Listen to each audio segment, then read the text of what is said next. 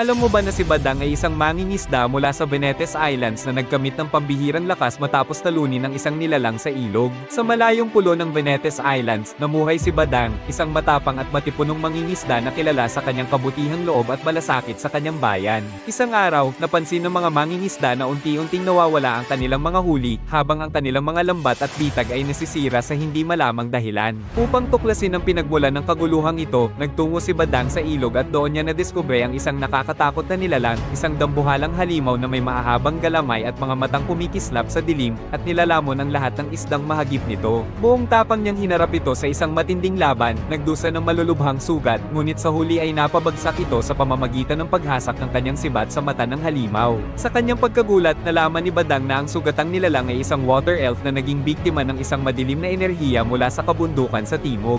Sa kabila ng lahat ng nangyari, ipinakita ni Badang ang kanyang malasakit at pinakinggan ang kwento ng water elf na bilang tanda ng pasasalamat ay pinatawad siya at iginawad sa kanya ang pambihirang lakas bilang gantimpala. Matapos gumaling mula sa kanyang sugat, nagpasya si Badang na hindi lamang protektahan ang kanyang nayon kundi hanapin din ang pinagmulan ng madilim na kapangyarihang sumira sa water elf. Kaya't naglakbay siya sa malawak na mundo ng Land of Dawn bilang isang mandirigma ng hustisya at tagapagtanggol ng mahihina. No one can escape my iron fists!